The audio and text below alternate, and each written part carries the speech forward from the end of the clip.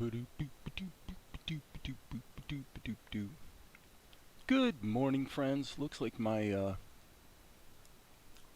camera's a little out of whack. Okay, so Mikhail Humphreys just sent me a message saying, "Hey, when do you stream?" To which I answered, kind of whenever I feel like it. Haha. But with the caveat that because I've kind of been fighting a cold this week, I've been laying low. So here I am. I figured, what the heck? I am working, so I might as well live stream. There's quite a bit, excuse me, I've been poking at the last couple days and making good progress, I would say. If we go over to the video edit, I've been working on these shots that were done last week. I needed to get the crowd in there behind these guys, and then that was pretty much able to be reused on 3 different shots. So he's talking to the crowd. These guys are protesting the punitive taxes. And Golek is trying to provide some reassurances. Oh, hey, what are you going to do about it? Kind of thing. He's getting annoyed, but then the rain begins. And this is the miraculous event in this episode, is, as you see here, the rain beginning to come in a situation where it's been drought literally for years. So these guys are like, what's he talking about? I think it's raining. Okay, so that's where we're at. And frankly, what do we have here? There is a lot that happens in the next 3.5 minutes of show, but we are at the point where we have basically 3.5 minutes left to go to wrap up episode 2's animation. And then, as I've mentioned many times, I intend to be going back and just, fixing things, making things better that I feel are not really up to scratch. So what I'm doing right now is, this shot needs the crowd in the foreground, and so I've kind of thought about different ways to do it. I think what I'm going to do is just make it a silhouette situation, like so. So I guess. So what I'm doing is I'm using a filled vector level. So auto close, auto group, auto fill are turned on. This draw under does not need to be turned on. And what we need to do is just get the concept of some heads here. This one's obviously a little big, but I think if we hide that in a bit of a crowd situation, we're probably going to be okay. So you probably can't tell, but one of the downsides of doing it this way is the smoothing can, I'm going to turn it actually all the way on. The smoothing can wreak a bit of havoc on your ability to draw clean circles. But okay, so now what I'm going to do is just start putting in some indication of, like some trapezius on these people. And the whole idea is that this crowd is going to be essentially just a silhouette in the foreground. And then what we're going to do is kind of decide whether to, how to color it. Okay, I would say that probably this sort of, this sort of theater concept isn't actually too bad. But let's just play around with what we might do shading-wise. It seems to me that feels too much like a theater, especially because there is some sunshine. So I don't know. What I was kind of thinking was a blue tinted silhouette. Something like that would probably be okay. Let's just go with it, see how it looks cut into the show, and see if that gets us kind of close to what we're after. Alright, so I'm going to turn on the big preview and then just come back to this shot and see what we have. Okay, that's cool, actually. Alright, so what I'm going to do is I want to make it a little bit more saturated, and then I would say, let's just take the animate tool and we'll do a vertical scale of, I don't know, 130? Yeah, something like that. Okay, and then change the position so it comes up a little bit closer to the lip of the stage, because obviously in the in the render there, they're getting cut off completely, which isn't a horrible thing. Now that right there seems a little too saturated to me, so we're just kind of making this up as we go along, obviously. So I'm going to hit the B key and fill in that little problem right there. And then I think a little bit darker. Okay, that probably did the trick, I would expect. Let's just see. Yeah, I mean, that's pretty much what I was after. Okay. So now there's one more shot in here. I guess it'd be up here where... yeah, we probably should put the crowd in there as well. Okay, so my strategy for that would be and by the way, I'm clearing a couple things off my other screen here. Okay, so my strategy would be to say this level, this vector level, is vector level DQ, and that's in drawings /DQ.pli. Okay, so I'm going to copy that path to the clipboard. I don't know if that's going to do what I'm hoping for, but let's find out. So now I'm going to go File, Save All, give it half a second to save, and then let's open up shot number 587, which is essentially the same shot, and we'll cut and paste the vector level in there and see if we need to, you know, okay, what I'm not saying clearly at the moment is that the animation data, actually, let's do it this way. Let's delete that, and let's use the selection tool to actually hard code, if you will, the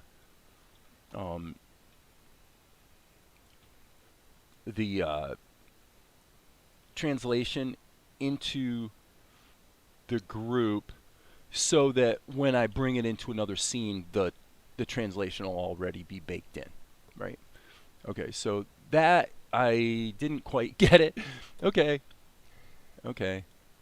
Stuff happens. It's kind of hard to see what you're doing here, but probably, I know this is a little chimpy to just keep going back, and now that's pretty much okay.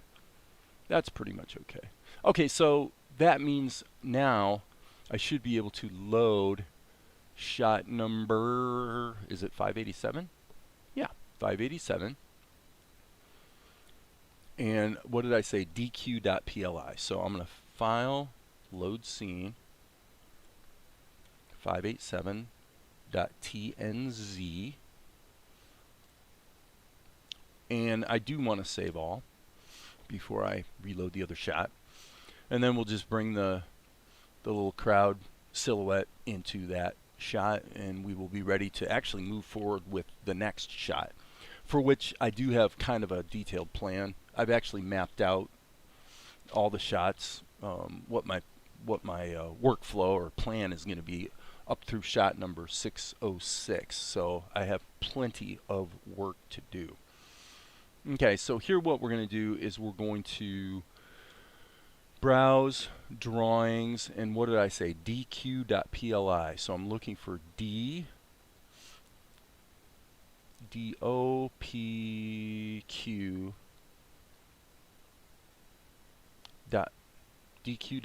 There it is. All right, and I'm going to load that. And now when I come back here, yeah, there we go. And now I can just re-render and should have our crowd now baked into this shot. Oh, except for one little bitty problem, which is obviously we need to extend this all the way to the end of the shot. Otherwise, the crowd goes through a magical transformation and disappears. Okay, one point to ponder here, actually, is that probably the stacking of the levels is okay, but just for completeness, it actually might make more sense to put the crowd here, just in case some of those raindrops, it doesn't look to me like they're extending down onto the crowd area, but just, you know, just to sort of keep things correct-ish. Okay, hope that made sense. If you have questions, of course, you can post them. So, drinking my warm water, my tasty beverage for today. thinking about kicking my internet up. Right now I have 30 megabits up and down. And for like $9 more a month, Frontier's telling me I can get 500 megabits. An order of magnitude increase in speed. Well, I'm thinking about it. Okay, so we are at, on my to-do list, 589, I believe, is the one I already just did. Yes, so we will save all. And 589 is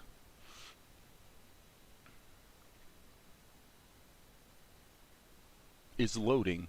And then, if that's what I think it is, then we need to go to shot. Yeah, so now we need to go to shot 590. I want to check something here real quick. Yep, that looks right.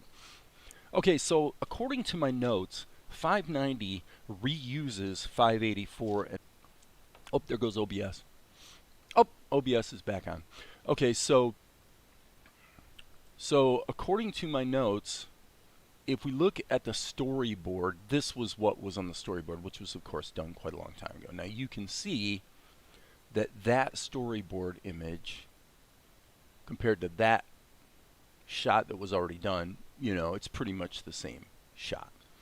So it really makes sense to reuse the assets, and we'll just want to check it against the script to make sure that we've got the right facial expressions and or lip sync. So 590 through 593 on the storyboard goes like this. So we've actually got several shots in the storyboard that are all going to be encompassed by the shot I'm going to work on right now, which, as noted, is just a reuse of 584. So let's load up 584. And actually, let me think about this for half a second. 588 is the one. Okay, just so it's clear, we don't want to be stupid here. There's no point doing a bunch of rework for no good reason. Okay, so 584 and 588. So this is 584 and this is 588. What I'm thinking here, though, is I do not want to use 584. I want to use 586. And the reason is because the hand needs to be in there, and the hand is in there. And also, the rain is already in there. Okay? And plus, we got that little expression right there, which will pop over to this screen so you can see. But that expression kind of matches what I saw on the storyboard about 2 images forward from where I'm at. So probably 586 is actually the one to reuse. So what we're going to do is reload 586. 586.t, not G, T and Z. So we're going to add as many as we want. I'm sorry, I just hit my headphones.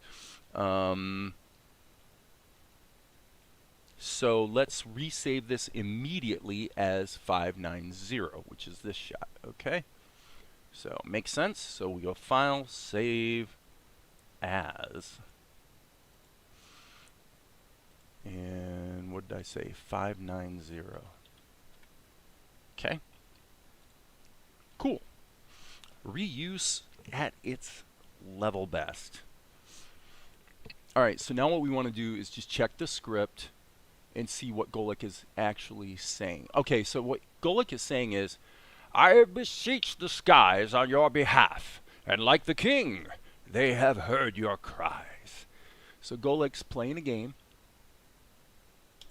and if we look at the storyboard, the actual, he's got his hand up in a little different way than the current scene would sort of allow for, but that's okay.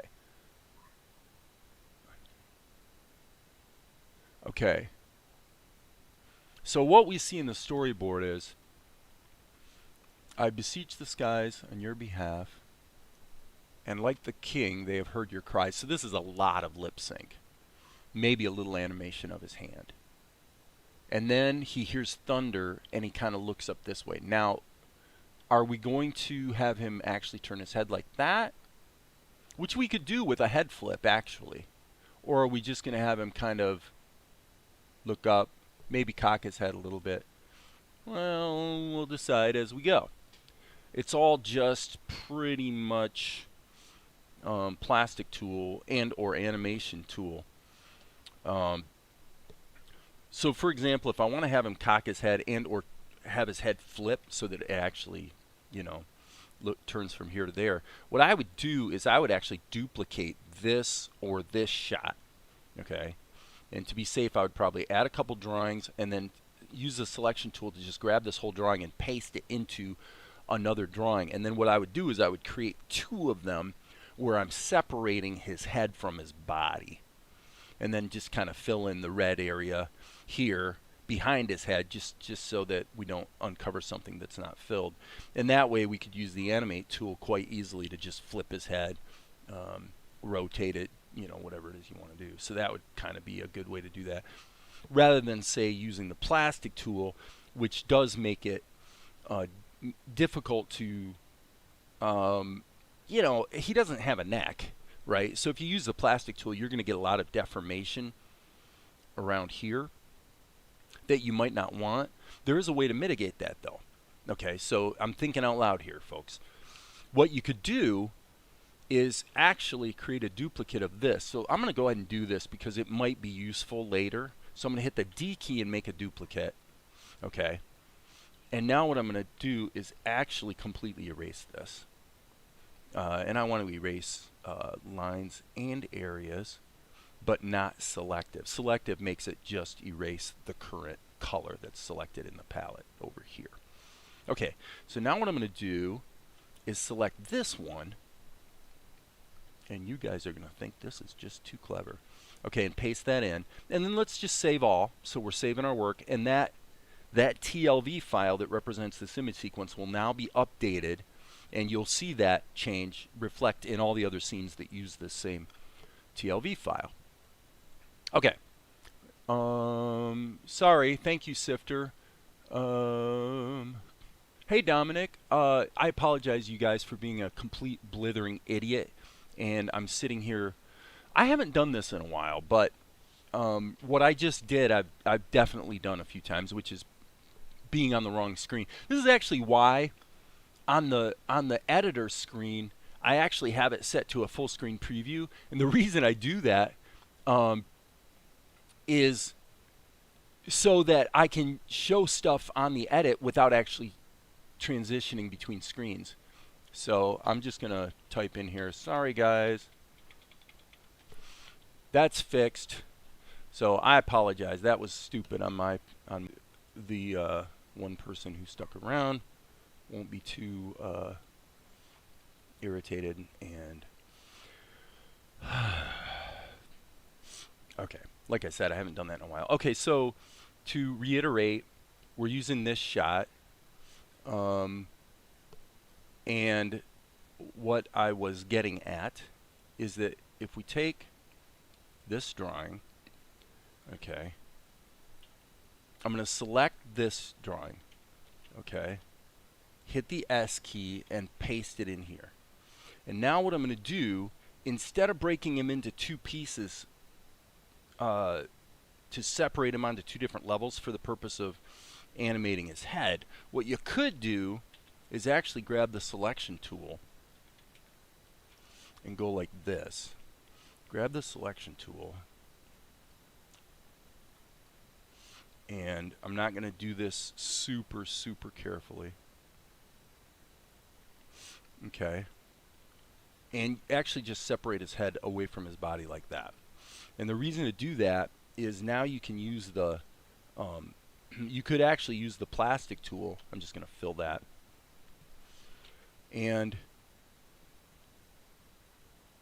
set up a plastic tool animation, and then the first step once you assign the mesh and set up the bones is to simply move the head back into position, and that just keeps the pieces separate so you don't get deformations that you didn't actually want.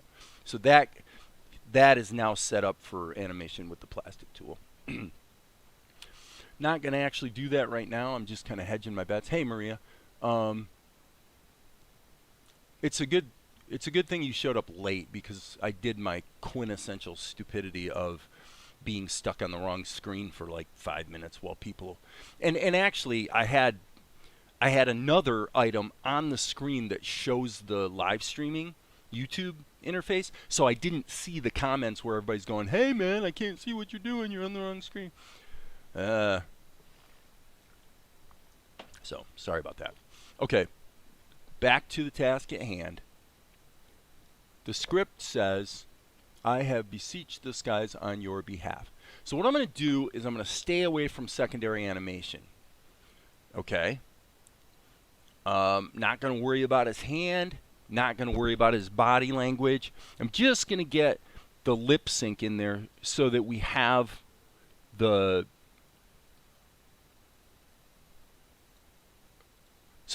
timing of the shot figured out. Okay. So this would be the mouth level, methinks. Yeah, and so we might want to label that M-O-U-T-H. I have beseeched the skies on your behalf. Okay. So let's do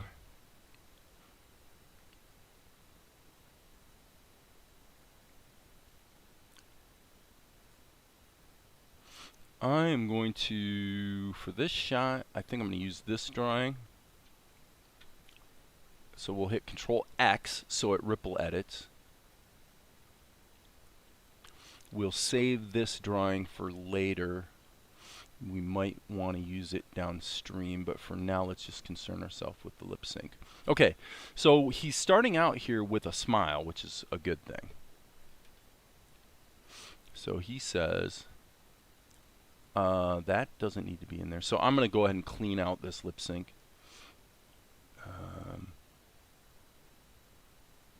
Grimace.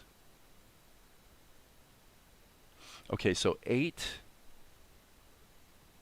It appears that 8 is the only one that's a bona fide lip sync type of.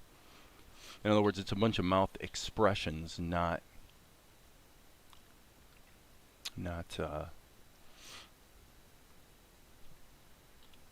you know, mouth shapes for speaking. It's just like frowns and grimaces and things like that. So now what I'm going to do is go, let's just hit duplicate, duplicate. So we'll make 2 duplicates. And I'm going to drag this in here. That one should probably be 2 frames long. And then what I'm going to do is modify this. B key. Just modify this to be more open. Okay, so now we're going to use the standard anime practice, which is two of those, and then I would say, let's save our work. Alright, so then what I'm going to do is add another mouth shape that's almost closed, just a little bit open, and then with those other 2 shapes, those will work together to let me match whatever lip sync I might need. And by the way, I am noticing that his right eye, which is on your left, is not painted white, so that needs to be addressed. Oh, I didn't mean to hit duplicate, so that's okay. We'll just go like this, erase. Well, yeah, let's just selectively erase out of this, and we can get the job done that way. Okay, so now he says quite a bit. So I'm going to go Control C. Sorry, undo. I inadvertently, because I wasn't looking, hit Control V. So I'm going to go Control C, Control V, Control V again. And I'm going to assume that probably that will be appropriate. Then this doesn't want to happen until later. I don't know if I'm going to use it or not. So now what we want to do is just check the timing. I beseech the rains on your behalf. Okay. So we definitely have a little bit of a problem here. Hello, black candy nice man. Right now he's Lieutenant Columbia squint going on. Yeah, a little bit. A little bit. I beseech the rains. I beseech the rain. Okay, there's one issue there. Ah, I know what the problem is. Okay. This I'm going to erase and redo. Because he's not basically in a smiling kind of mode here.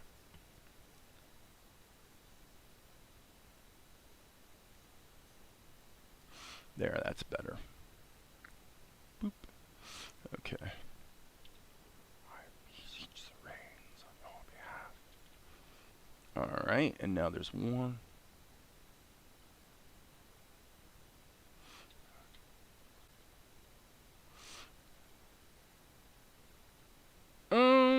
Okay. Boom, boom, boom, boom. Yeah, okay, I see what the problem is. This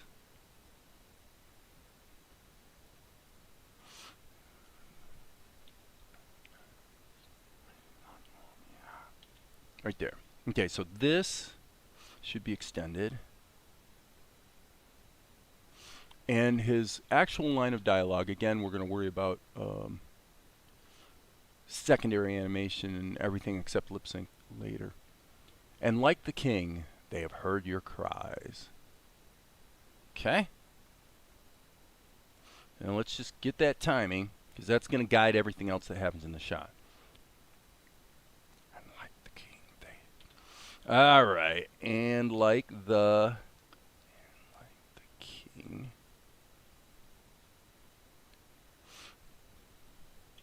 Let's go like this.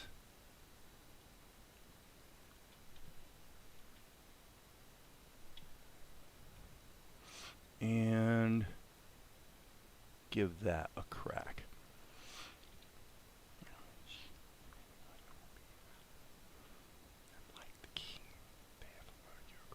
Okay, don't like the smile here. That, Control C.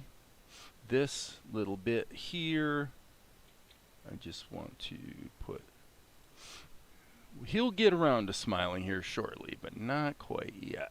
So I guess we'll take those three out, and that should get us pretty close. King on your behalf. Okay, when he says the word cries, that should probably be extended. He has heard your cries. Ah, it's not quite long enough. He has heard your cry. Wait.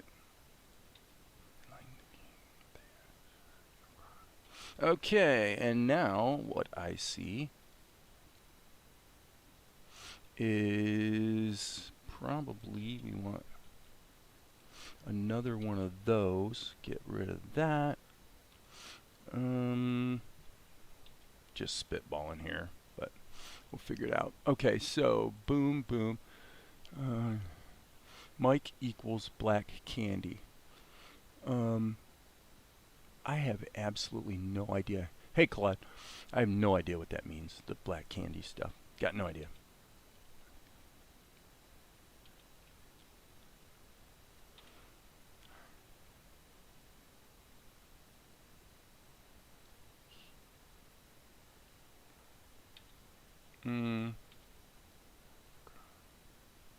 Alright, and so this, again, is not quite stretching long enough, and at this point, we're going to have to extend this, something like that. Okay, so if we're going to be a complete minimalist, truth of the matter is, we could do the whole shot this way. Okay, but let us see.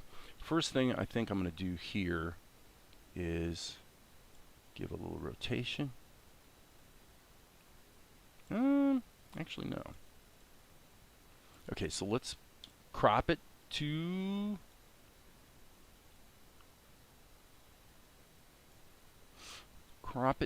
the camera so that we're telling our story. Okay, now I'm thinking right about here, we want to duplicate this keyframe so that there's no movement that happens between here and here. And then what I want to do here is just have a nice little wave of the hand. Okay, and while I'm thinking about it right now, I'm going to actually go in and fix this stupid problem. Hit the V key. I want to hit just areas. And now we've got that solved. Okay, this YouTuber has the 2000s version of OpenToonz on his old computer. Okay, Claude. Claude has discovered a very important piece, which I think he meant P-I-E-C-E, of OpenToonz. This YouTuber has the 2000s version of OpenToonz, one used for coloring and Futurama and SpongeBob. Here are the videos. Well, that's cool. Well, it's not exactly a fork of OpenToonz. OpenToonz is just the open source release of Toonz, and then of course it's been forked into it's been forked into Tahoma, which is what this is. Hey, the Last Airbender, hello. Okay, so back to work, guys. Back to work.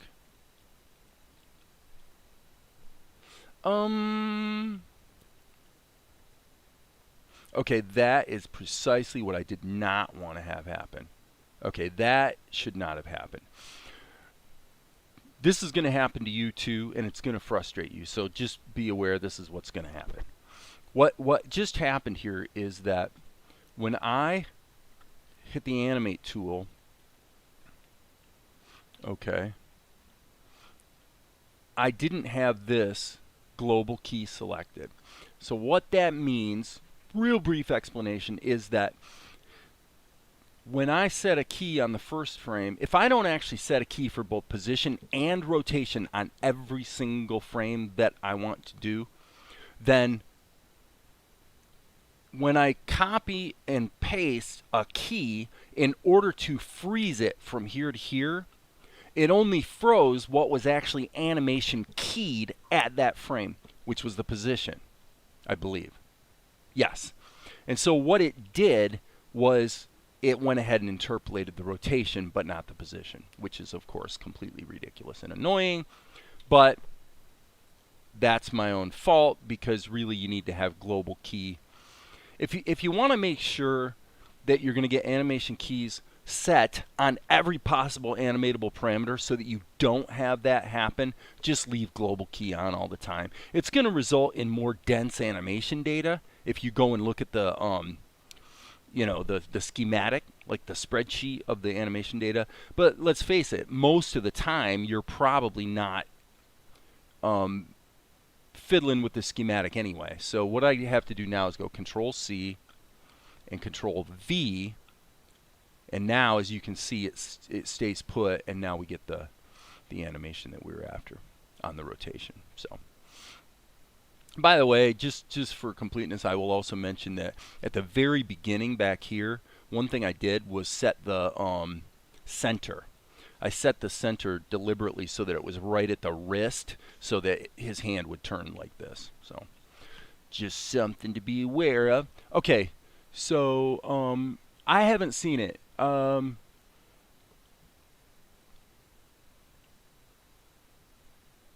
also meant to say price of OpenToonz history. I think you misspelled again. Yeah, post it in the comments, Claude. That's a great idea. I think you can put a link there. Or, you know, if you try hard, you can probably find a way creatively to express what the link is without necessarily posting a link. There are ways to do that. Okay, so what does he say? I beseech the rains on your behalf. Okay, this I don't quite like. I'm feeling like I want that to be down here. So this is a laborious process. We're just trying to get things to feel right. I beseech the rains on your behalf.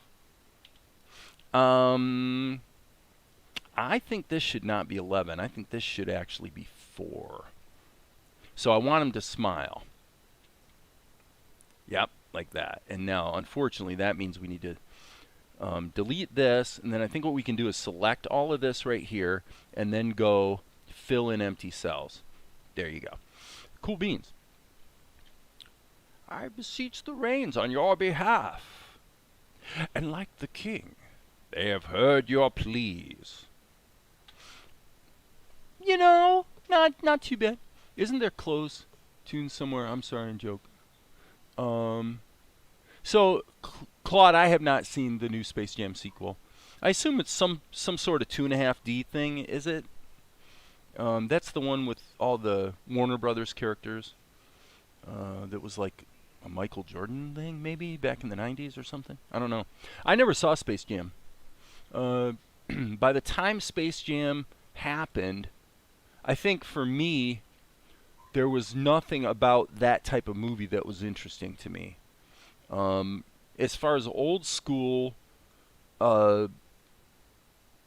pre-digital technology that sort of nailed that thing, it would be, for me, it would absolutely be Who Framed Roger Rabbit. That's the movie that just knocked it out of the park insofar as the marriage of live action to animation before the age of digital tools. So I would assume Space Jam probably looks great. But the only thing that would be interesting about it to me would be actually the script, like if it's a great story, or something. It's kind of like, actually, one thing I've been seeing on Tubi and in other places is they're advertising a movie called Snake Eyes, okay? So this is like really, really high power action, origins of G.I. Joe, something called Snake Eyes, and they're advertising it. They're spending millions to advertise this movie, and I honestly have to say, I look at the commercials and I'm going, yeah, every single thing in that trailer for that movie, every single thing, I have seen a billion times. There's nothing new here, nothing interesting. Guys jumping on cars as they race down the highway, guys touching their visor and it goes brrr and closes up, It's like, yeah, I've only seen that a million times since the year 2000. Been there, done that, not even slightly interested in taking a look. Not even slightly interested. So, that's my opinion. Other people may disagree. And it might be a great movie. But they're certainly not selling it effectively unless they're selling it to people that are so enamored and love like superhero type movies that they'll just watch everything that comes out, And that's fine. It is fun. It is kind of escapism.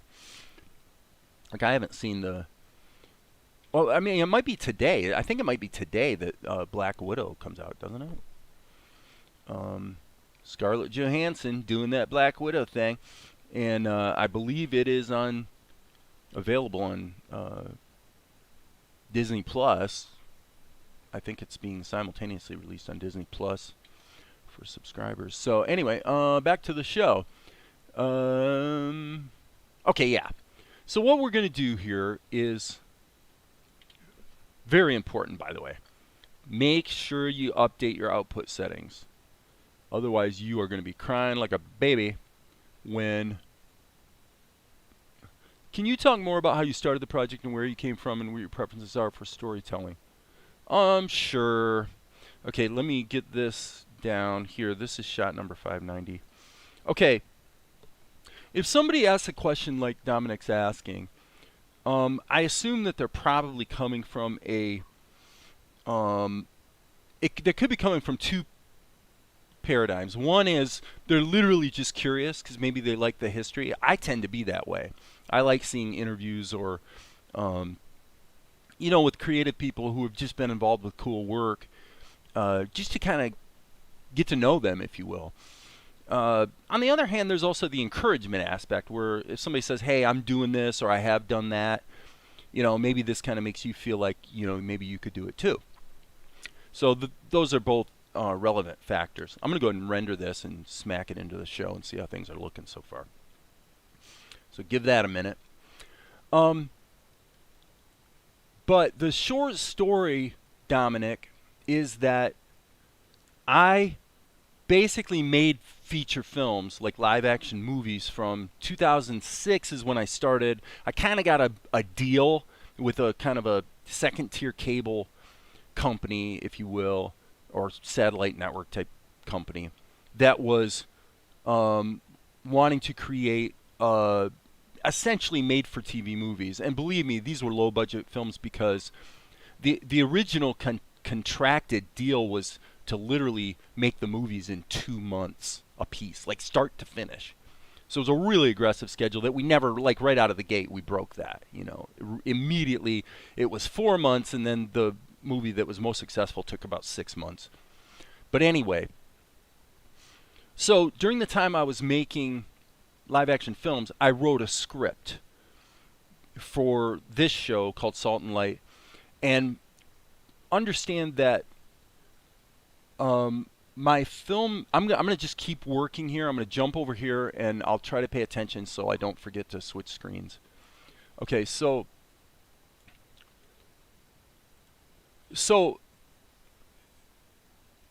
I feel a little strange in one respect talking about my filmmaking history, because to the degree that I have any street cred as a filmmaker, it is because of what you would call faith-based or you know, definitely family-friendly type movies.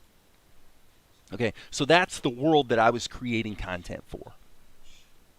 All right, so there's that. This is 8 frames per second.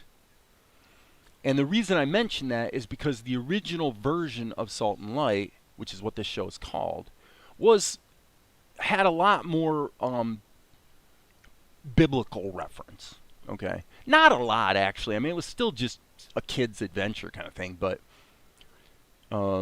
it was more targeting that marketplace, because that's basically who was, you know, paying the bills. That's where the opportunities arose. So let's just take a look here. Okay, got to change one thing on my other screen. Disable resampling.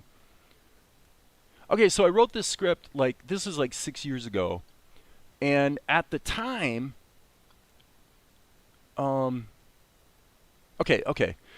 I got your last comment there, Dominic. Okay, so at the time,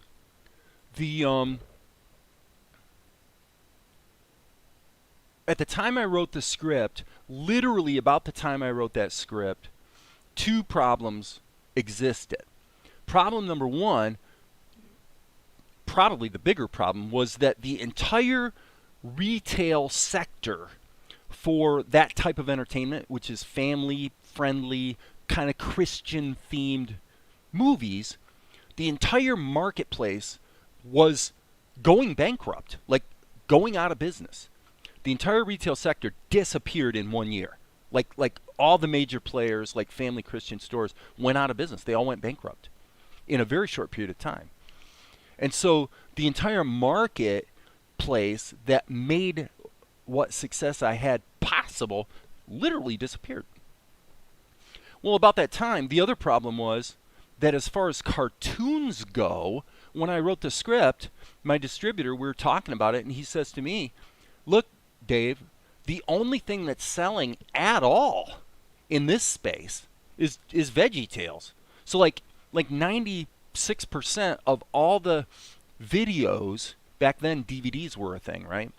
But like 96% or more of all the videos that sold in the stores were VeggieTales.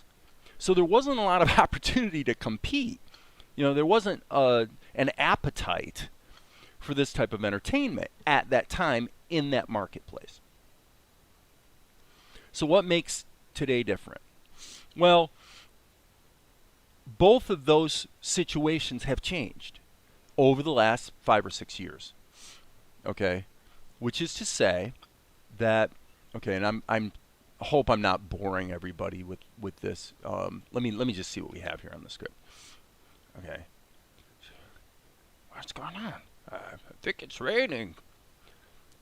I have beseeched the skies on your behalf, and like the king, they have heard your cries. Okay, one more thing I want to change. I'm going to grab this. Yeah, Control C. And I want to just put another key there. Oh, come on, that wasn't supposed to happen. Control C, I said. And probably Control V there. Okay, and now what we're going to do is we're actually going to put a little rotation on this. and then move this. I'm just kind of feeling this. They've heard your cries. Okay, not bad, not bad. So anyway, Dominic, that's the story. I mean, over a year ago, I was having a conversation with my distributor, and for those of you who've heard this story before, thank you for your patience. You know, because this distributor, you know, is distributing 2 different films of mine. So we're friends. We've been working together for almost 10 years, and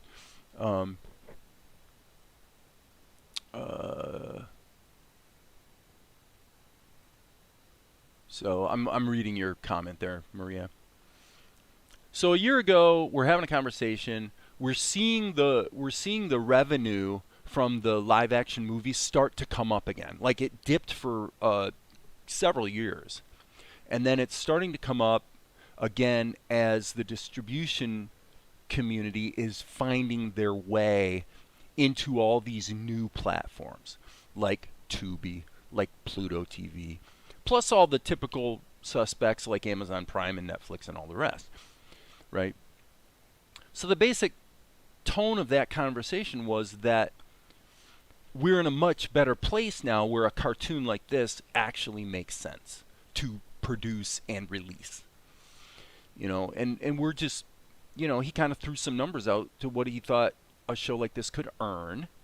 And for me, we're not talking about huge numbers. I've talked about it here before. I mean, I think at the end of the day, if everything went as well as it could go, you're probably talking about, you know, aggregated over a year, you're going to earn like $1,000 a month or something, maybe, on a single episode of a show. So that's not great, but it's not horrible, especially if you're cranking out lots of episodes, right? So the question for me was, does the required workflow and potential opportunity make it worth doing? And for me, I thought, yeah, it's worth doing. Let's give it a crack. Why not? I got nothing else to do. So that's pretty much the story. And so I had been working on another concept just because I wanted to get into cartoons, right? I've been doing the live action thing for 10 years, and I wanted to do cartoons. I've always been a cartoonist, and I'm the kind of filmmaker who tends to do it all myself. I'm going to change one little thing here, by the way. I want to put that just a little more up over his face. So I'm that unusual guy who writes, edits, shoots, color corrects, scores, you know, writes the music, does everything myself on the film. With a little help, of course, here and there from different people, but basically it's a very small team. Okay. And so, and I like that, you know? I mean, I'm not really big on, I think if this show took off, I would actually be out talking to you guys. I'd be saying, okay, if we need to try to accelerate the production pace to where we can crank out an episode in 2 months, let's say, then I need help at that point. And then we would have to look at, you know, what that would involve in terms of just hiring people to do like ink and paint or whatever. So, and that's, I will certainly consider that when the time comes. We're just not there yet, right? So, okay, so now one thing I want to do is, I think I'm going to do this. I'm going to take this column. I am going to paste everything here. And then what is the setting? I'm looking for the setting to reverse. I do it so rarely that I just don't remember what the edit cell numbers reverse. Yeah. Okay, so, and the reason I did that is I just wanted to kick up the rain. And I'm going to say, let's actually hit Control X there.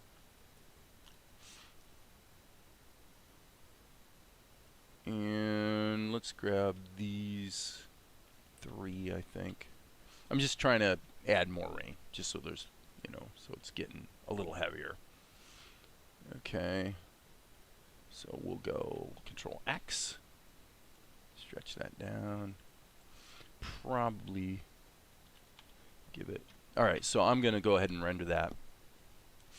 So what's the impediment? If you want to create a show or cartoon, what is stopping you? That's the question. Okay, so Dominic, you can feel free to weigh in if you want. You might have an opinion about this. If you have an interest in creating a show, what do you think is stopping you? Why can't you do that? There might be a good reason. I don't know. But do you feel like that's something you can do or would want to do or not? And if not, then, great. Not everybody, this isn't everybody's cup of tea, that's for sure. But I would venture to guess that a lot of people that would come to a channel like this might have an interest in being able to, create something that, create their own cartoon.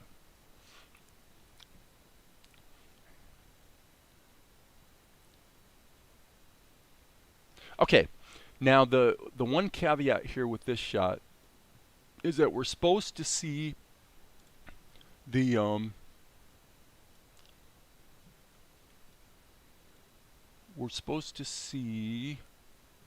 well, here actually thunder, and then he kind of turns his attention towards that thunder.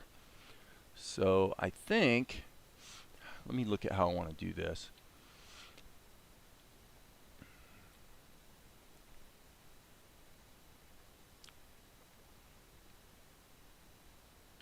Okay, yeah, I mean, I'm kind of feeling like what I want to see is just a little shift here. I think when he's done talking, the thunder will be here. And so what are we going to do with his face is the question. Now we've got, I don't like that. I definitely don't like that. And then we do have this, which, by the way, also needs to have the eye colored. I guess while we're here, we should just deal with it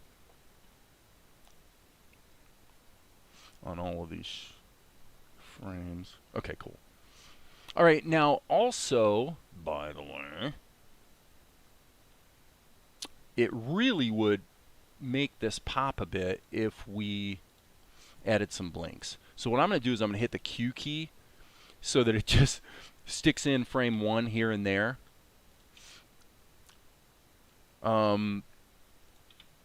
There we go. That's probably going to be all that's necessary.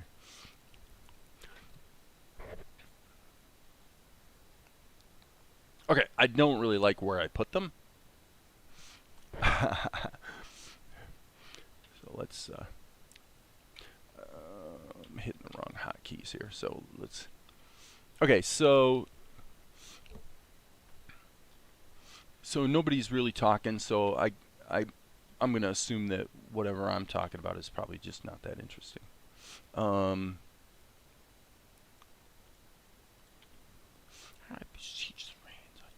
Ooh, I don't like that either. Darn. There's no right answer, obviously. Okay, right there, that's too much. But I think it would be interesting. I want to put a second blink here. And the reason I'm doing that is I want it to look like he's being, what is the word? I don't need to explain it. You guys know what I'm talking about. When he blinks like that, when people are nervous or they're plotting or they're kind of being evil, which Golik always is, double blink. Okay, and now what I think is I'm going to hit. So it's almost like he's kind of evaluating the audience response. Blink, blink. And okay, hold on.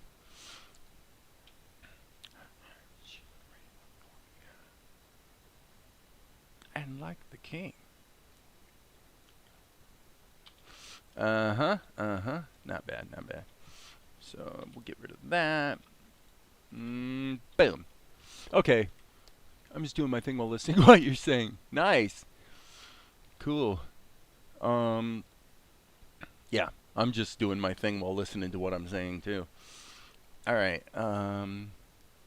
So I think this shot is really not particularly useful and necessary at this point. Let me see. If I hit insert, see, that'll put it above, but we haven't used this one yet. So this is a bit of a flaw. Maybe I'm forgetting something, but I think if I hit insert, it's going to actually insert it above, which to me is kind of stupid because normally you would want to insert it below. But control insert maybe? No? And you could always hit duplicate. So I see that as, if somebody knows the answer here, it seems to me you should be able to go into the drawing strip and add a new drawing that definitely is at the end of the stack, right? If you hit insert, you could go Control X, Control V. Yeah, that doesn't do it either. So there's no way to do the thing that you almost always would want to do.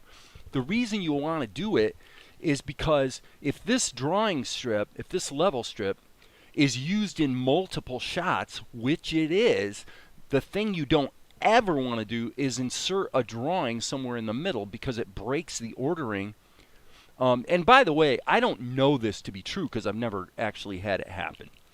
So I'm speculating that if the ordering of the drawings is wrong, it could break the animation in an earlier shot. Now, it could be that OpenToonz Tahoma is smart enough to look at the numbers and adapt to that change in the TLV file. I just don't know, and I suspect not, because when I've inserted them in here, like you can see right now that this is number 6. And if I hit insert, this becomes number 6 and this becomes number 7. So have I broken, you know, potentially broken another shot? Now it doesn't matter in this case because this drawing that we're looking at right now is never used in any other shot. It's just the first 3 that have been used. So anyway, I belabor the situation. Here's what I'm going to do. I'm going to go S key, grab this. I'm going to copy this. Well, I should say paste it. Hit the S key and paste this in here. And what I'm going to do is I'm just going to modify his expression by changing this to lines and areas. I'm just going to make it so he looks out the corner of his eye. And then I'm going to try using the plastic tool to get a little bit of a cock of the head. So I like to do it, but I have a lot to learn. I've already written some ideas down. I first learned to draw and animate. I draw about 20 to 50 skins a day. I'm animating a day. Okay, well that's good. I mean, you're doing what you need to do, and I mean, frankly, okay. OBS has reconnected. All right. So Dominic, what you're doing and what I'm doing are not that different, because one of the reasons that this show is not being released incrementally and or has not, I haven't gone ahead and launched a crowdfund yet. The reason for that is that I have to look very, very closely at my own standards, what I feel is good or good enough. And I know for sure that once I get the next 3.5 minutes of this show animated, I am going to want to go back, and it's probably going to be at least a couple months of going in to both episodes and fixing stuff, like going in and just redoing shots or whatever, because I've learned so much, you know, in the process that, you know, you get better, and you just don't want to settle. You know, you don't want to release or, you know, whatever, even talk about, frankly, something that you don't really honestly feel is ready.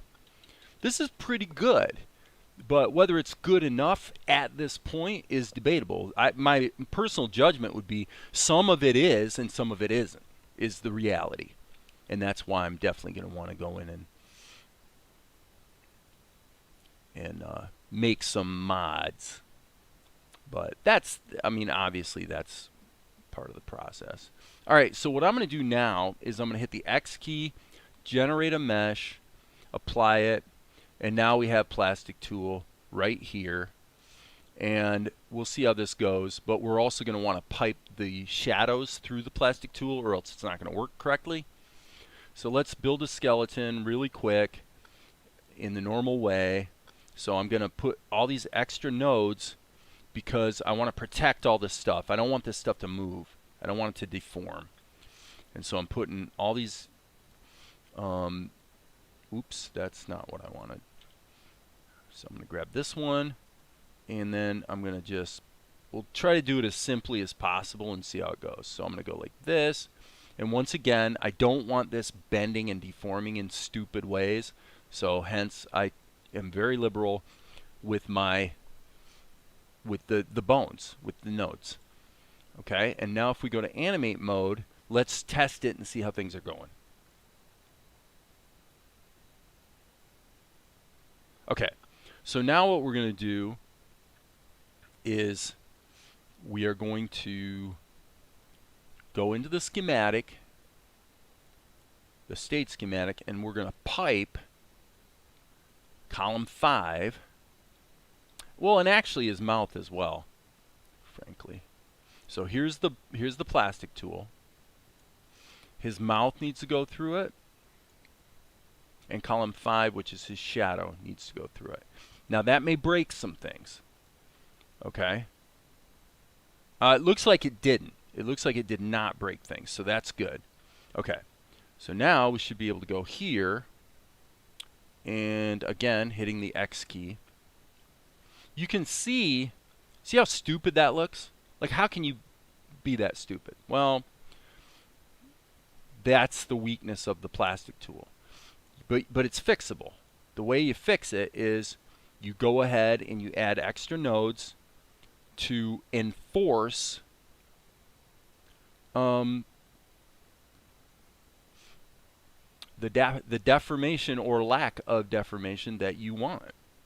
All right, so now if we go here, yeah, and this is annoying.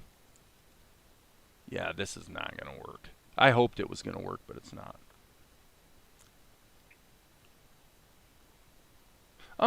Actually, I can make it work. The way I can make it work is by having him turn his head down instead of up. So that may not make all the sense in the world, but let's just see. Okay, so we'll have him go up a bit because of the he hears the thunder, and then we'll kind of have him do one of those. Okay, we'll see if it works.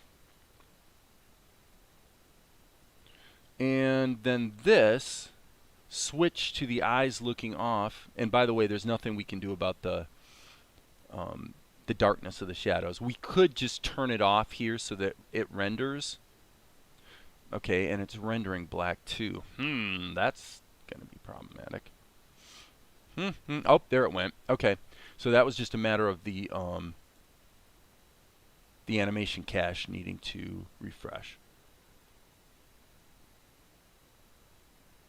Okay, so this might be confusing for some of you who don't, aren't necessarily familiar with the plastic tool and whatnot. So what I'm going to do is just get this thing rendered so we can cut it into the show again and see what the heck's going on, because I know it's confusing. All right, so I'm going to hit Control R, or I should say Shift Control R. Okay, and now I'm going to go here, and this needs to be completely deleted and re-imported because Tools, Clean Project Media. The reason being the length of the image sequence is wrong now, and you don't have a way, it's kind of stupid, but in Vegas you don't really have a way to change the length of an image sequence after the fact. You can do it. You can edit it to be shorter, obviously, but you can't change. You know, in this case, we're adding images, and it has no way of knowing that those images have been added to the sequence. So there we go. So that addressed that little problem, and we're going to disable resampling. And now what we're going to do is just kind of see if this worked. All right, I'll go back to here while I'm thinking about it so that we can not forget to switch screens. I beseech the reins on your behalf. And like the king, they have heard your cries. Not the greatest ever, okay? Not the greatest ever, but not bad. I think, I mean, you could belabor this for days. Frankly, probably the second turn of the head right there is not even needed. You know, we're working way too hard here. So let's just back the heck up here. And I think what I'm going to do is I'm going to reverse these.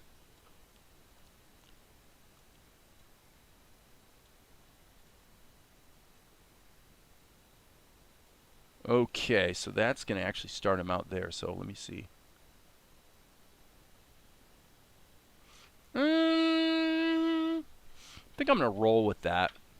We'll see how it goes. We can always change it. That's the nice thing about procedural animation tools.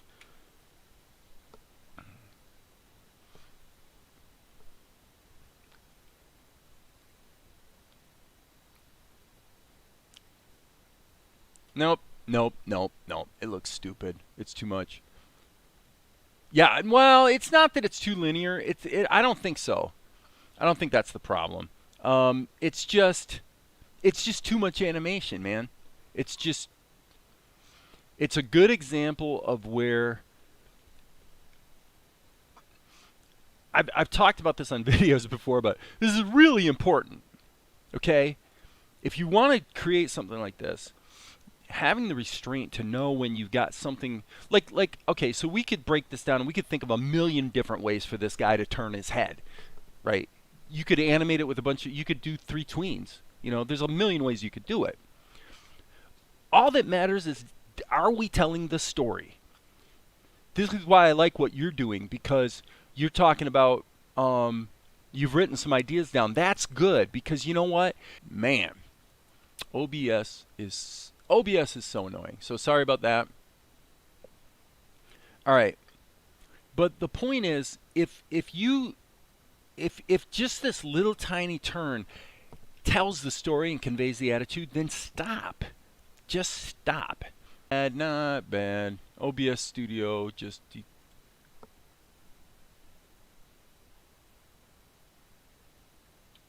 okay. What's obvious here is that there's got to be a roll of thunder. The truth of the matter is, friends,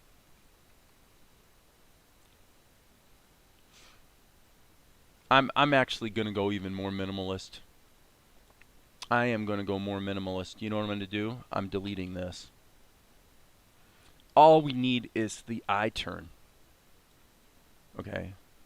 Now, there's a chance that OpenToonz or Tahoma is going to get confused now, since I just deleted the plastic tool level and that several levels were piped through the plastic tool. It looks like it did okay. One thing I want to do right now is go to my scene cast and remove all unused levels and save my work. Okay? But Golek is a very measured guy. When he hears a roll of thunder, he ain't gonna jump. He's gonna be like, You know, he's just thinking about what's unfolding here. So I hope that's clear. Yeah, that's all you need. Now there is a problem with the rain. And that is that this final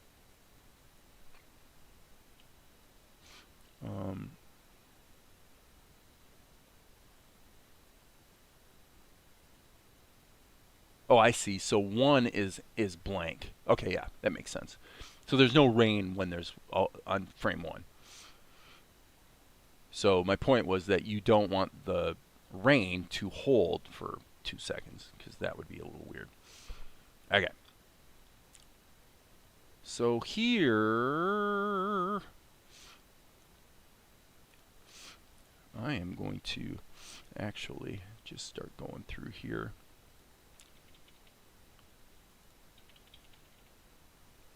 And just, we're going to have 2 that are kind of in a row. But yeah, we need to definitely stagger these. Otherwise it looks pretty stupid. Right? Am I right? So we'll go just we don't want 2. Let's do 3.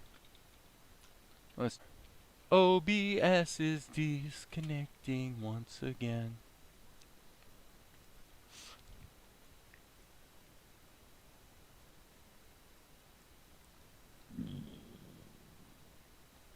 All right, cool.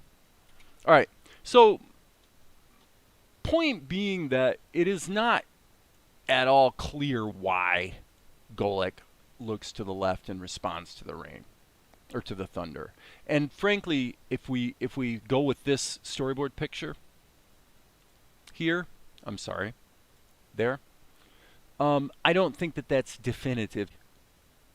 So just so you guys know, it appears to me that OBS is literally disconnecting and reconnecting like every 10 seconds. Like it's constantly losing the connection. I have no idea why. It always does this. And I don't know anybody who uses OBS that doesn't have this issue. It's really not that big of a deal, but it is a little annoying for sure. Okay, so there's that.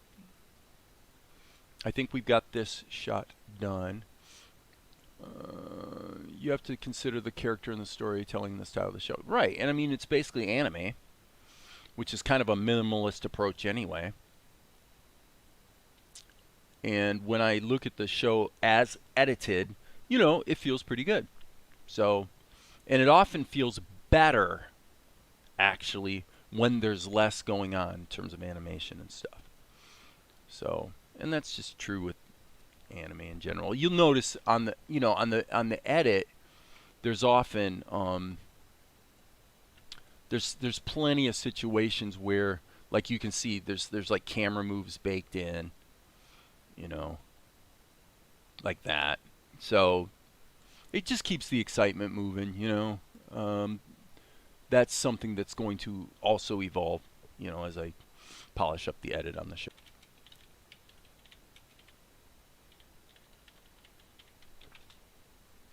Yeah, OBS is being totally stupid.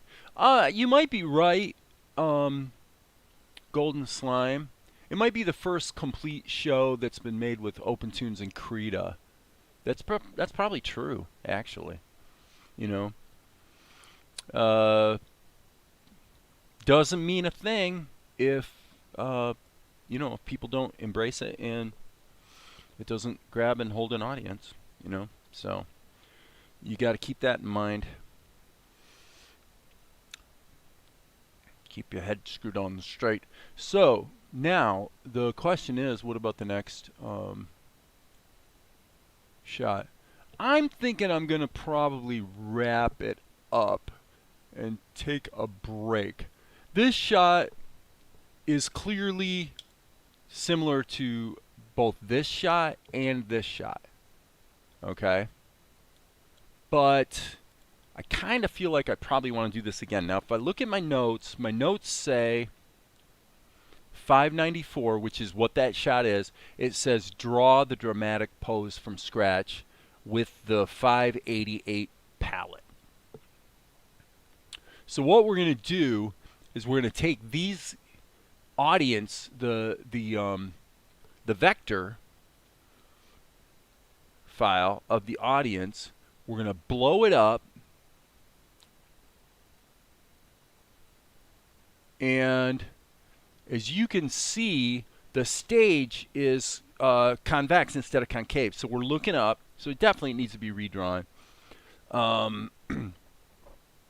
this is actually an opportunity. So I think I'm gonna go ahead and set up 594 right now. Okay, and I think the way I'll do it is I'm going to. Okay, this might seem a little convoluted to you guys, but here's what I'm going to do. I'm going to open.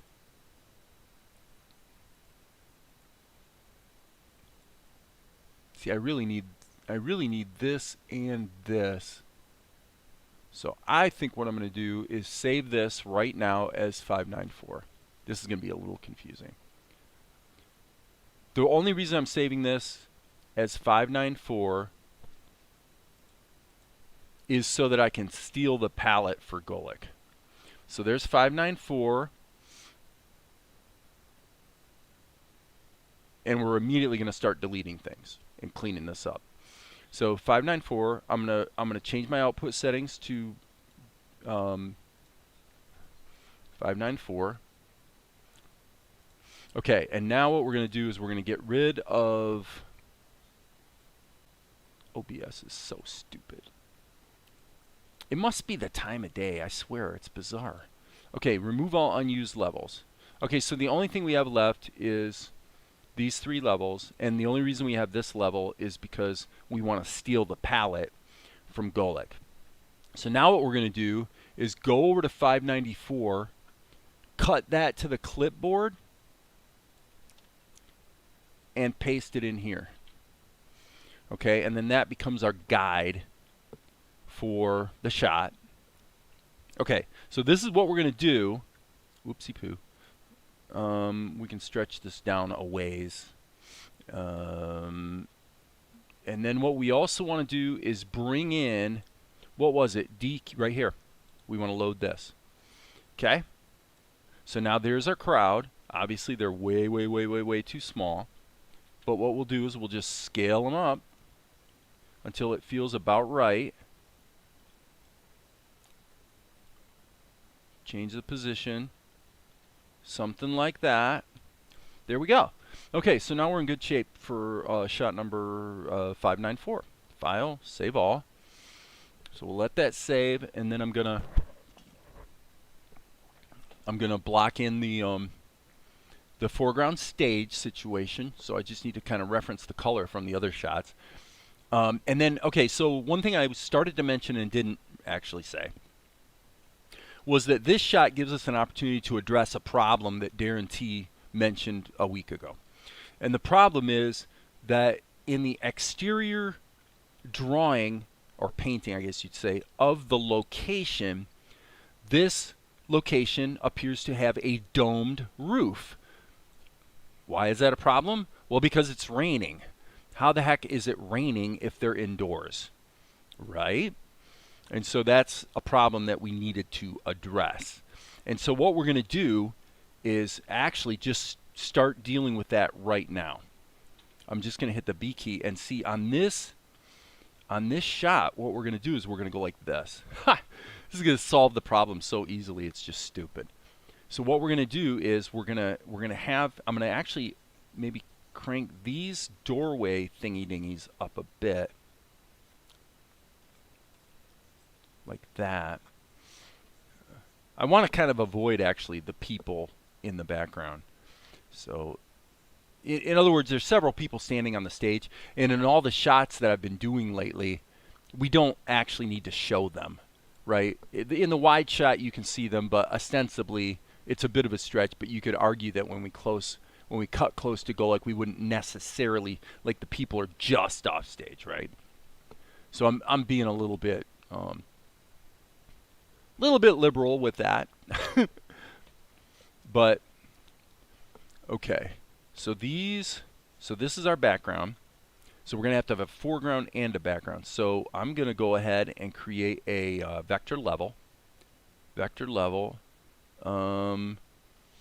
And the vector level is going to be simply a shape.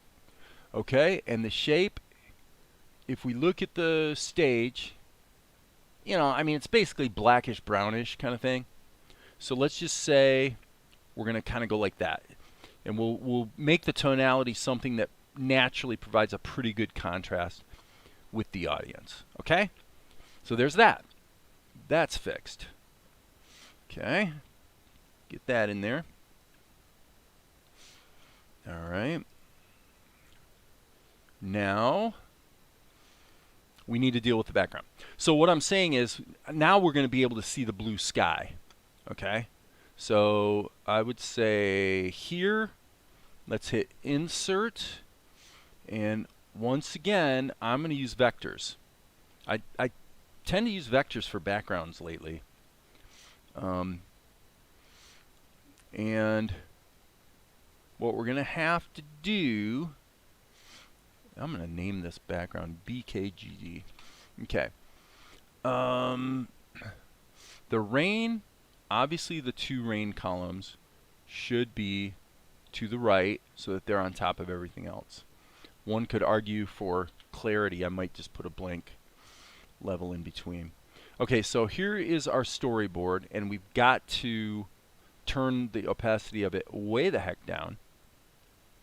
And then these two can be turned off completely. So now we have this as a guide, and now on this vector level, let's do it this way. Okay, so let's get a blue sky color. Blue-ish. Not too blue, because obviously it's the thunder is, you know, roaring out there. Oops. Missed. Okay. So this is where we are just clarifying that, in fact, this is kind of a dome situation. Okay? Happily, vector levels give us the ability to have an infinite canvas. Okay, hey Tom. Okay. So now I'm going to turn the smoothing up because I'm not liking the result that I'm getting here. I'm just going to hope that. Actually, you know what? Forget this. I am going to use the selection tool to delete all of that, and we're just going to do it this way. We're not going to do a polyline. Let's just do an ellipse. Something like that. S key. Smack that into place and fill it. Okay, that probably was a little better advised. Okay, so now this is an interesting state of affairs actually in terms of the drawing or the painting. If we reference, okay, so we've got a green background with these sort of ribbed zones. All right, so what I'm going to do is add a color. This is going to be pretty dark. I'm going to hit the B key and I'm going to turn draw under on.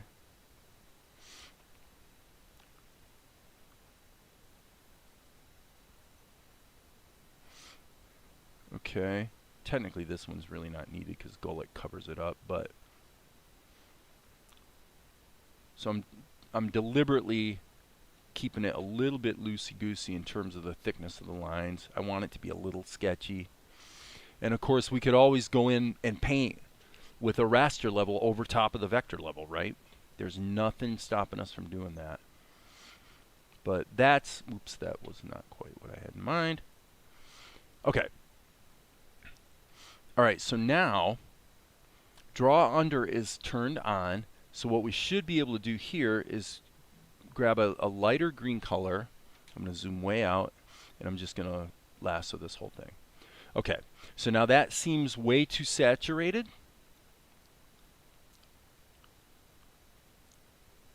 So something like that would probably be apropos.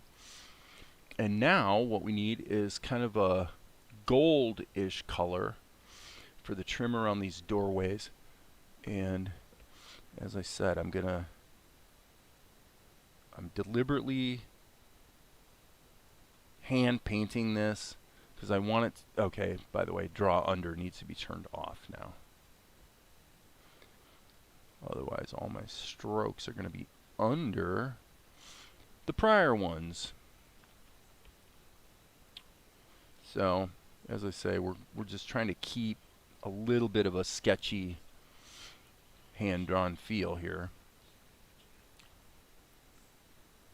And then in a half a second here, we will go ahead and add some transparent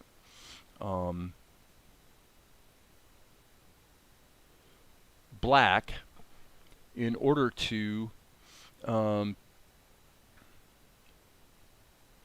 drive home the shading a little bit. I don't want clear gradients, although I may go in with an airbrush over top of this, but for now let's just keep rolling with it here. This will all make sense, I think, shortly. Okay. Boom. Okay, so now what we can do is kind of evaluate where that shading needs to land. I wonder if this will fill.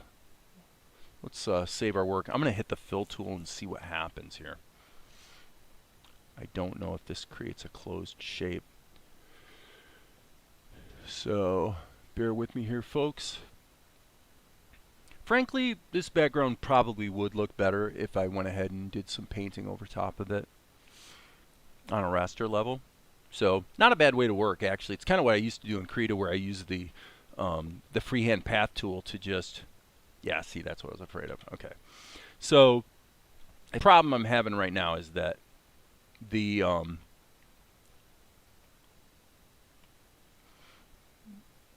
I can't use draw behind selectively to draw behind the gold but not behind the green. So therefore I'm hoping, nope, that's not going to do it, darn. Let's make a really big gap. We're doing areas. It won't work. And so it doesn't see that as a closed shape, which is stupid as can be, but there you go. Well, the bane of animation software is always the fill tool.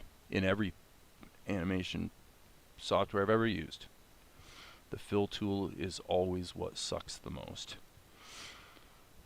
And how they go for literally years without addressing some of the stupidities boggles my mind, but hey, what do I know? I'm just a dude. Alright, so okay. That's not horrible. So if I hit Control tilde, now I can see the yeah, actually that's not too bad. Now, getting back to the, here's what I'm going to do. I'm not going to make it a sub X sheet at this point, or a sub scene, but I'm going to go ahead and add a raster level here. I guess I could have just painted into the storyboard image, truth be known, but so I'm waiting for Tahoma to create a level. Okay, and now I'm going to use the airbrush. This is going to be a little tricky. So let's grab this color, B key. So you can do this to your heart's content. Just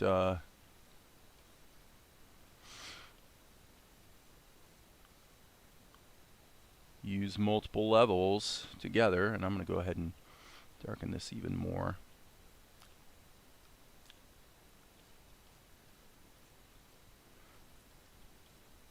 Okay, and then I'm actually going to, I think I'll shrink this, and I really want to kind of do it this way as well. Kind of work some shadow into these doorways. That's kind of sort of similar to excuse me, the way I had it in the other shot that I did. So now I'm just gonna start messing with the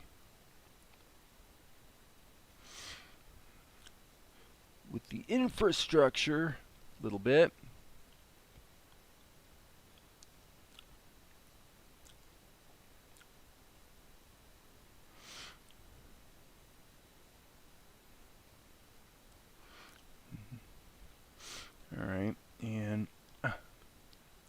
bit of a kiss on top, I think. Let's sample that color. Just use our pencil. Oh, come on. And this really needs to be set back to 0. Not trying to crack on OpenToonz and Tahoma too much. The good news is, whatever it is that you want to do, there's a way to do it. There's always a way. You just got to be a little creative sometimes. So it looks like OBS is doing its usual thing. Okay. Now, I think, let's sample this color. And now, let's do two things. Let's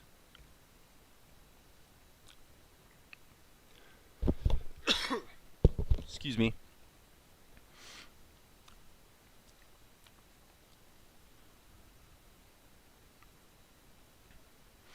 So what I'm doing is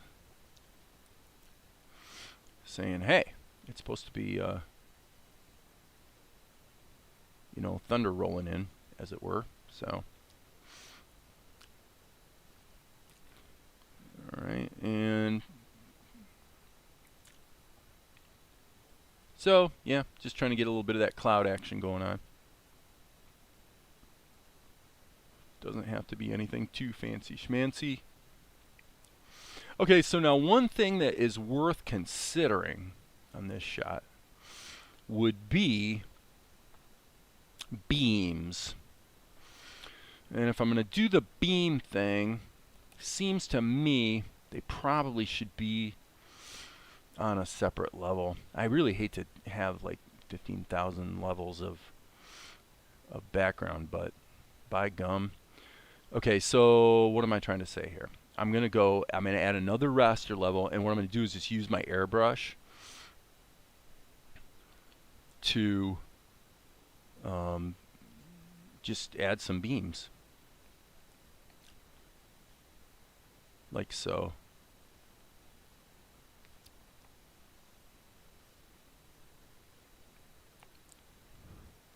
So it's kind of an interesting situation, you know, in that, yeah, it's a storm or thunder that's kind of encroaching, but at the same time, it's a happy sign from the heavens, because after all, they've been sort of wishing it would rain for pushing 20 years now, so it's a welcome event. Alright, so there's that. And now, what about our character? Well, let's put him back in there. There he is. And now we're going to ink Gulick. We're going to go straight to ink. And so here's the B key. Come on. Man, it takes a long time to save files sometimes.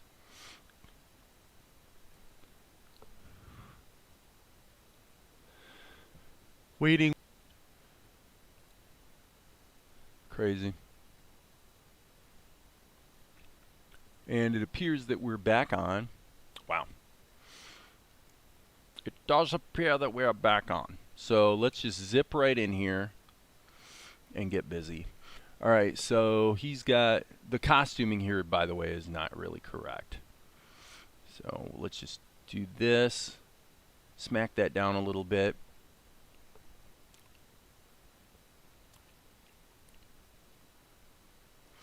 Okay.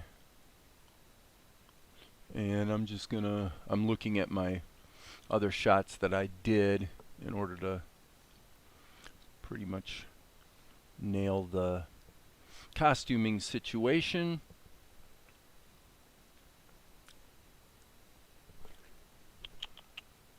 Okay, he's got these sort of,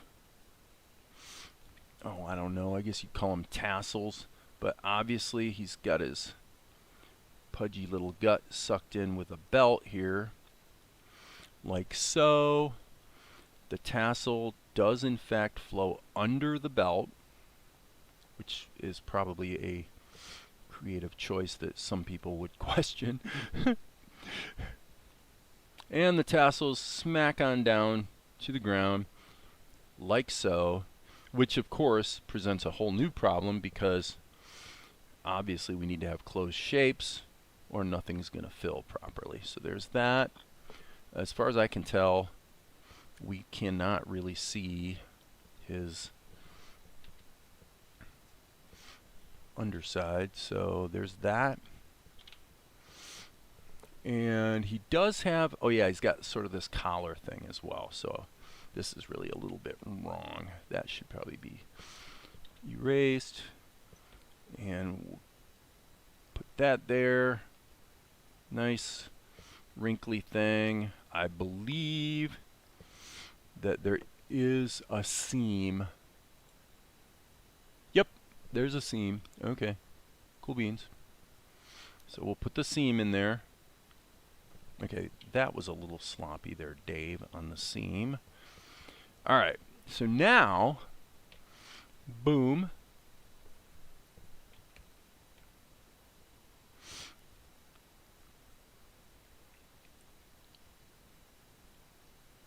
And this is going to be, this is actual size. Okay, so obviously we've got a little bit of latitude here,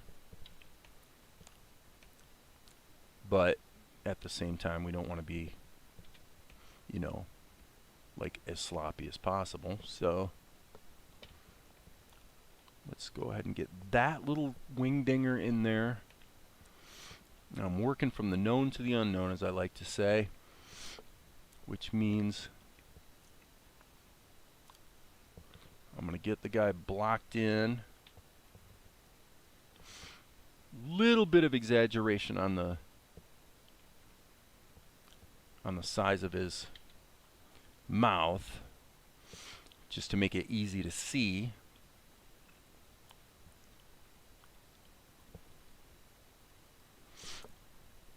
Okay, boom, boom.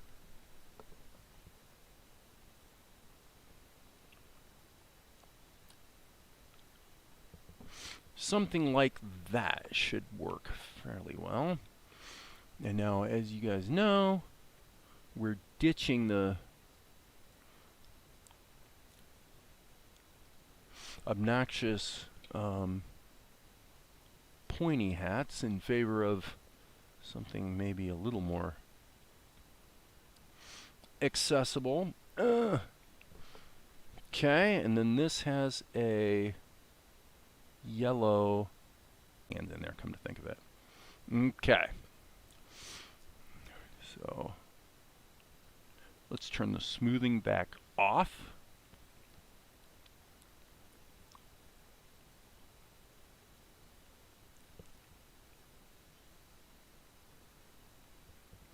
And we're just gonna make this very simple. Yep, there we go. Do-do-do-do-do-do.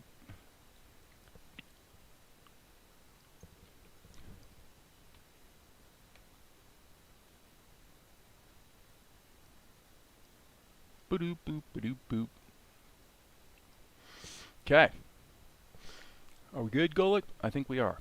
Okay, so now what we're going to do is grab this level, grab all these colors, Control C, come over to here, Control V, and now we can begin to get that bad boy dialed in the color department. Boom, boom. There's his outfit. Boom, boom, boom, boom, boom.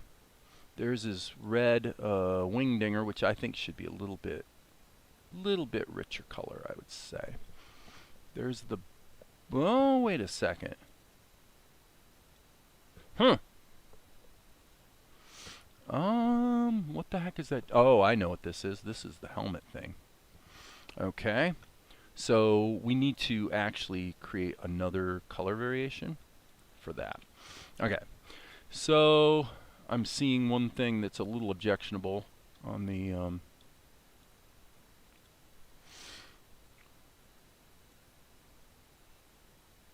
on his skin color, and I need to hit the eraser right here. That looks a little stupid.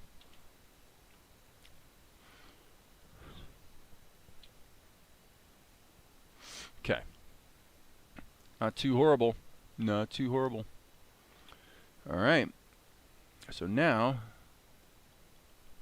what does he say on the... Okay, he says, behold, the rains come. So what would that be? That would be, behold, boom. Okay. So he's going to say that, and then this is going to be the D key. We make a duplicate. And do we want to use the plastic tool for this? I think not. Boy, it is worth a try.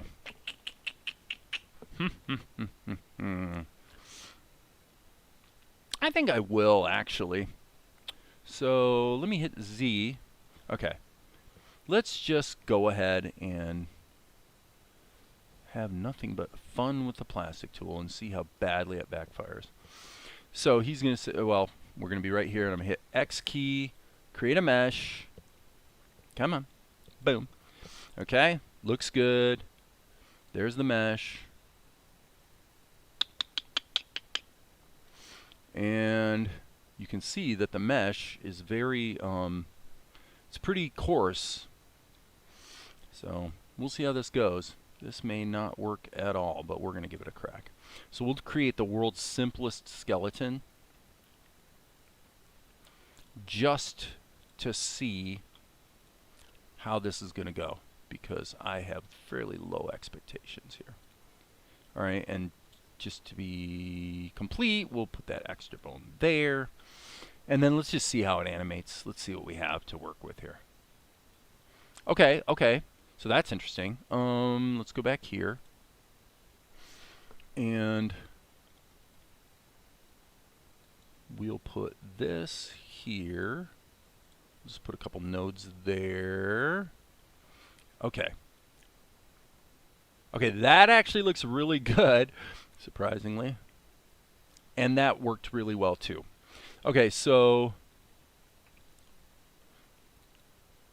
I can't believe this went as well as it did, but it did, so we'll go with it.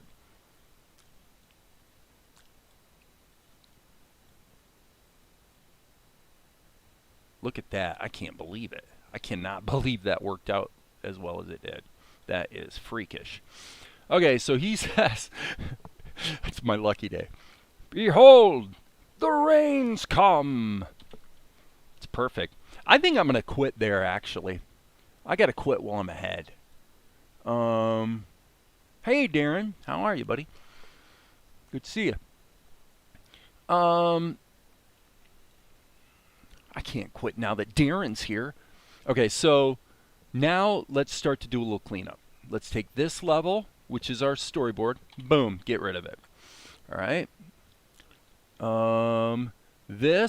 These three levels are our background. So I'm going to hit Control-Shift down arrow and pack them down into a sub scene.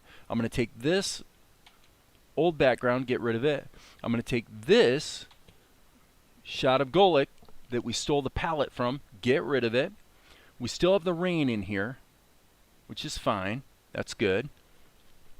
So, right, so we want to take the panels, scene cast, get rid of all the erroneous levels, and save our work. I can't freaking believe how well that went. Okay, so what we're going to do is we're going to use the body highlight effect so that we don't even have to do shadows on this guy. This is going to look so good that you're going to be going, how did you ever make it look so good? That's what you'll say. At least that's what we're hoping. Okay, so the way we're going to do it is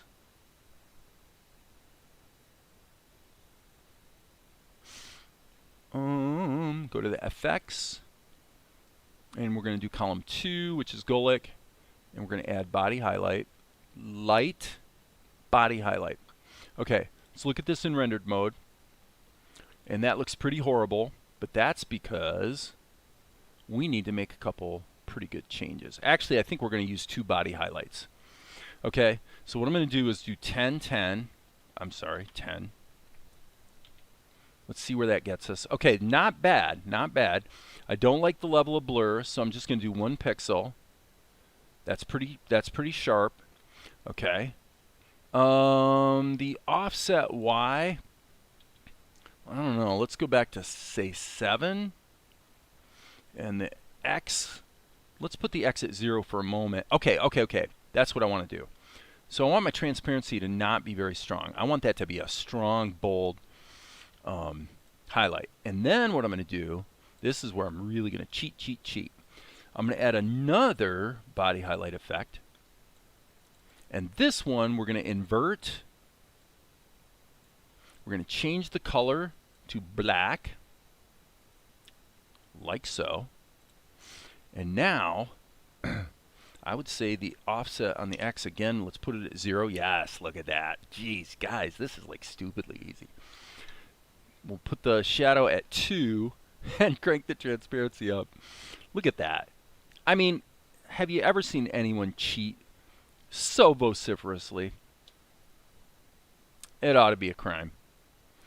Look at that. Now, the one problem I do see is that basically he is too big. So I'm going to hit the animate tool, and yeah, he is definitely too big. I'm kind of bummed about that, but that's okay. We'll work with it. So you'll notice what I'm doing is I am using the animate tool on the plastic tool level because the character is controlled by the plastic tool. So we have to change the size on the plastic tool level in order for that to pass through to the character. Okay, so hey, looks like I came in just well, I was kind of gonna wrap it up, but I'm sort of having fun getting this shot done anyway. So let's look at this in rendered mode. Okay, so now what I'm thinking, and make some mods to the individual levels. The thing I'm looking at is column 3. I think I want a slight blur, and I'm thinking I want a slight image adjustment, which I like the curves, but frankly, adjust levels is usually more efficient in OpenToonz and Tahoma. What I want to do is adjust the RGB output so that it becomes brighter. I'm sorry, that was wrong. Opposite. Come on. Come on. Okay. I thought that was going to work. Why does it appear to be doing nothing to the contrast levels? Alright. Rather than sit here and wonder and fight it, I'm just going to try something different. Image adjust. Let's do curves. Let's just do curves. So RGBA, let's just crank. There we go. Now we're talking. Okay, at least that gets me in a zone where I can work with it. All right. Yeah, not too bad. So, just for kicks and giggles, let's also do an overlay. So, actually what we want to do is make the scene the background, and make this the foreground. Okay, this is wrong. Sorry guys, I know this is confusing. So the scene would be the background, and then this would go to the output. Okay, so what that did was it used the overlay mode to better combine even another raster level, because I'm definitely feeling like I could take this up a notch with my airbrush. And the way I'm going to take it up a notch is like so. I'm going to hit the B key, make it big, and I'm just going to smack in this like that. I'm going to just nail it. Okay, and then I'm actually going to do the same thing up here. Because the problem is, right under the lip of the ceiling, you'd think there would be probably some semblance of, you know, shadow cast, you might say. So Darren, by the way, this is where we're, I'm addressing the issue you brought up the other day. Actually, this is my golden opportunity to clarify the fact that this is an open dome up above them. It's not a closed ceiling. So today's the day. We're actually, you know, I just saw the opportunity with this shot to sort of drive that point home. So now what I'm going to do is I'm going to take this. Actually, let's do it this way. Let's take this blur, Control C. I'm going to click here and hit Control V. Yeah. So I'm going to blur that as well. And the blur, let's see what happens if we crank it up really high.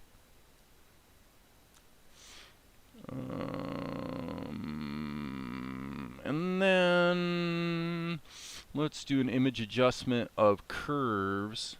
I happen to like curves. Okay, and on the RGBA, let's see what happens if we do this.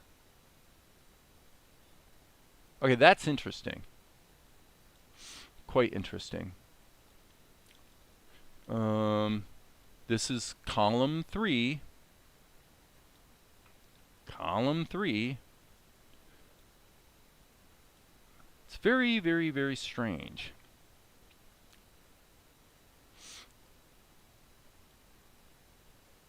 Like, oh, I see. Duh. You have to look at it in previewed mode. Don't be so stupid, Dave. Okay. All right. So, what do we... I assume that's going to pump the contrast like a lot. Okay. So, yes. See, what I was trying to do is affect the alpha. Oh, I guess, okay, strike that. Strike that, guys. I'm going to actually just go to the alpha channel. I didn't realize we had a channel that was just for alpha. Okay, so let's go ahead and turn the blur back on. And, yeah, there we go. I kind of want the contrastiness, but not, I just really want to control it. Okay, so there's that. Let's hop back up out of there. And let's render this and pop it into the show and see what we get. So, did I change my render settings, my output? 594, I did. So, except we're not done. I forgot. We still have to do the lip sync.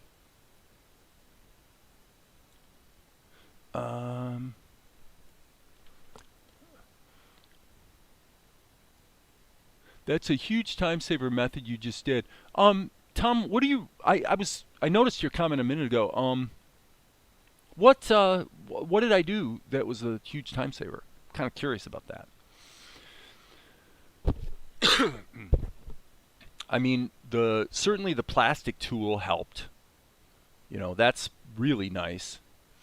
And then probably one thing that might be a little counterintuitive for a lot of people would be treating sub scenes as a single level, you know, to just be able to smack up as many layers as you want and just pack them into another layer without having to like pre-render or anything like that. It's all good. The body highlight effects absolutely are massive in terms of letting you dial in lighting in a hurry. One thing I do see is I'm feeling like that stage is still a little too light. So I am going to smack it down like that. And then the crowd for this shot probably needs to actually be pumped up a bit. Something like that. Okay, so he says, "Behold, the rains come." Behold, the rains come. All right, that's it. So this is going to go down to about 60. So we're going to smack this over there, hit delete, rewind, and now we got to do some lip sync. What we really should do is insert a level here, and let's just be really quick about this. I'm going to hit save my work. the highlight and shadow effects. Yeah, I've been using the body highlight effect a lot because, you know, all of this, it just adds so much production value so quick and easy, you know. Might as well use it. Now in this shot, we do have vector shadows here, you know, on his face and stuff, but basically the overall look is pretty much being driven by the body highlight effect. All right, so let's zoom. Oh, come on, it's still saving? Seriously, dude? Why should it take 5 minutes just to save a file? All right, so file, I just saved it. So let's zoom in here. Okay.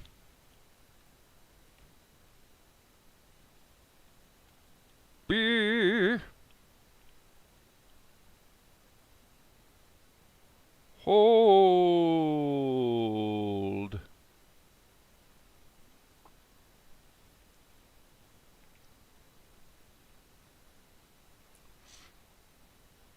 Okay.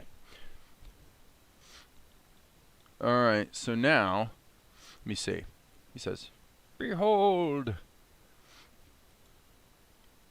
And then here he'll say, we're going to put these two on twos, so we want to reframe them on twos. The rain, actually, let's increase that to 3. The rains come. I know this looks a little confusing at the moment, but trust me, it's all going to make sense in due course. In due course. This is number 3. So now what we're going to do is we're going to go into the stage schematic, and we're going to take, there's our plastic tool right there, and we want to take column 3, which is his mouth, and smack that through the plastic tool. So that, oh, so it looks like we need to do a little offset. The reason for the offset is because I had forgotten that on the plastic tool level I had translated it. So now I need to compensate in reverse for that here in the mouth layer. So I just put in one animation key, and now as you can see, now his mouth moves exactly as expected. We got 60 frames, and boom, let's render that sucker and cut it into the show. I'm feeling pretty good about what I'm seeing here, folks.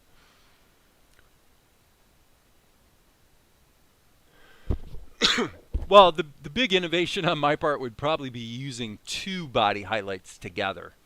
One, you know, I've got, I mean, you think about it in terms of just values, you know, in painting. A limited range of values is usually a good thing. So we've got this beautiful highlight from the sky dome, but then we actually have an inverted body highlight to just tone all the colors down a little bit. Works pretty well. Okay, let's jump over to the show. Boom. And here we have, okay, let's move these guys downstream, cut that out. And now we're going to go project media. Let's import number, what are we working on? 594. Render, 60 frames. Boom. 8 frames per second. There it is. Smack it in there. It's a little saturated, I must say. Okay, it is a little saturated. But we can fix that here with a color corrector and just tone down the saturation just a bit. Right there. Alright. Boom. Okay, so what have we done today? Well, in addition to fixing this background painting of the characters in the background, we got that shot done and that shot done. So, wow, 23 seconds of show. Now, that's assuming the editing is correct. Let's take a peek. Let's switch back to this screen and play it. So here we go. I think it's raining. I beseech the skies on your behalf. And it, like the king, has heard your cries. Behold! The rains come. Okay, I do detect a little bit of a problem. That's jumping over to the king. Okay, so let me just check this again. Boom, pop, pow. Okay, so this is not quite right. Behold! Alright, I don't like that at all. And you're probably freaking out wondering what the heck I'm talking about. Well, what I'm talking about is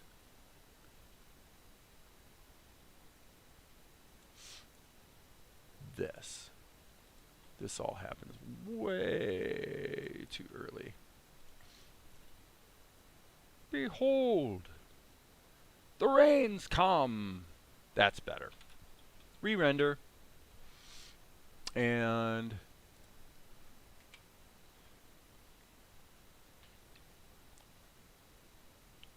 okay, I think what we're going to do, since the plastic tool has treated me very nicely on this particular scene, I think what I'm going to do is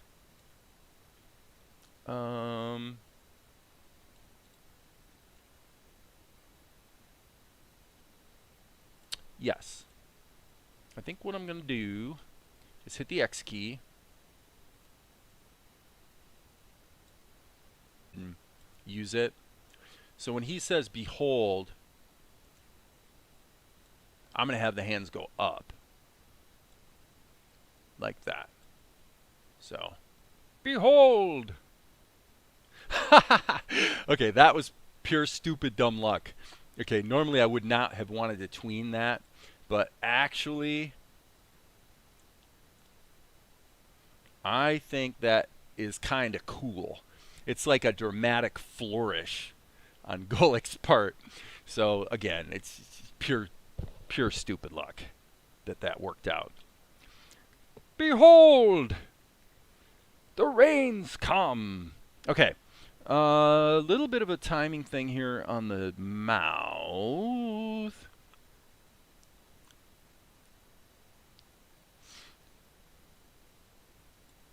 Okay, this I feel like should be even more of a dramatic flourish.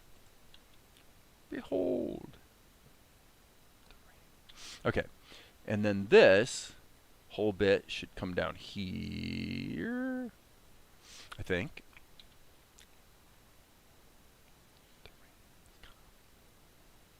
Alright, not too bad. I think maybe Control C, Control V, slight change here. Don't want to get too crazy with it, but I think that'll do the trick. Okay, I think we're almost done. Happy accident, as Bob Ross would say. Yeah.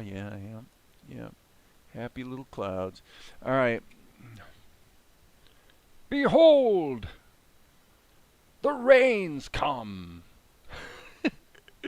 He is so opportunistic.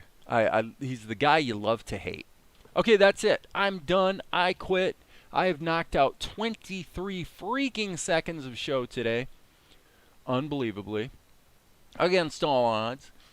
And I'm feeling like it's time to quit pushing my luck and probably go grab some lunch. So with that, you guys, thank you for being here. It's been wonderful. Productive time today. I hope you learned something. And as I often say,